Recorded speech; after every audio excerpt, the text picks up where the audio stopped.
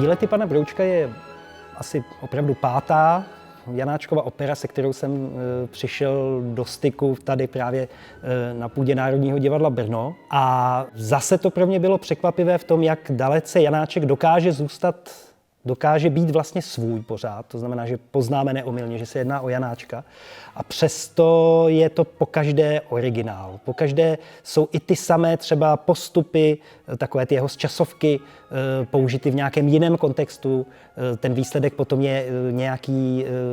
ten dojem vlastně z té hudby máte jiný. Já jsem se o tom bavil právě i s některými muzikanty nedávno z orchestru, kteří právě taky říkají, že v tom partu poznávají ty charakteristické Janáčkovy postupy a přesto je v každé té opeře ten samý postup použitý v nějakém jiném kontextu a nějak jinak. Takže i v tomto ohledu pro mě tato opera byla překvapením.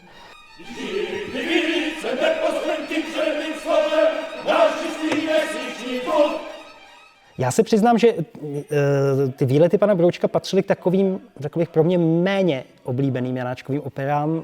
Znal jsem je vlastně nejméně, protože slyšel jsem je někdy, já nevím, ve 20 nebo tak a vlastně mě za stolik nechytli.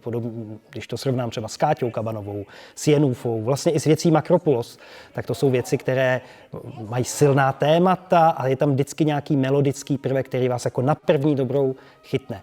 A řekl bych, že hudebně jsou výlety pana Broučka taková kráska na druhý pohled.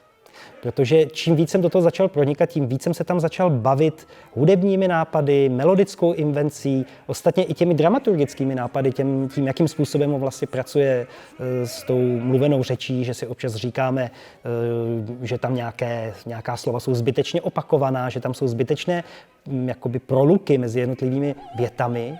A když se člověk nad tím ale víc zamyslí, tak najednou zjistí, že to má naprosto jasný důvod. Nejen tedy hudební, ale vlastně i dramaturgický z hlediska spádu děje.